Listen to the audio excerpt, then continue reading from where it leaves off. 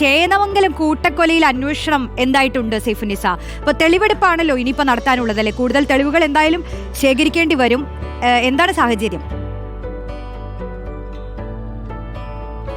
തെളിവെടുപ്പ് തന്നെയായിരിക്കും ഈ ചേന്ദമംഗലം കൂട്ടക്കൊലപാതകത്തിൽ പോലീസിന് മുമ്പിലുള്ള മറ്റൊരു വെല്ലുവിളി എന്ന് പറയുന്നത്. കാരണം ഈ ചെറിയൊരു സ്ഥലമാണ്, ചെറിയ ഇടവഴികളിലൂടെ കയറി പോകുമ്പോഴുള്ള വീടാണ്, നിറയെ വീടുകളുണ്ട്. ആ ഭാഗത്തുള്ള ആളുകളെല്ലാം തന്നെ വലിയ രീതിയിൽ രോഷാകുലരാണ്.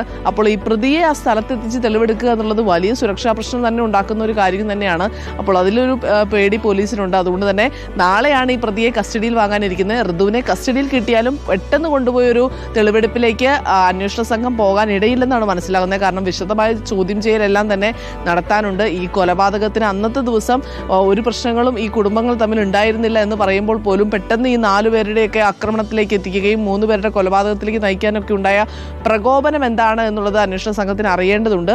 അതുകൊണ്ട് ഇന്നലെ ഇപ്പോൾ കസ്റ്റഡി അപേക്ഷ നൽകി പ്രൊഡക്ഷൻ വാറന്റ് കോടതി പുറപ്പെടുവിച്ചിട്ടുണ്ട്.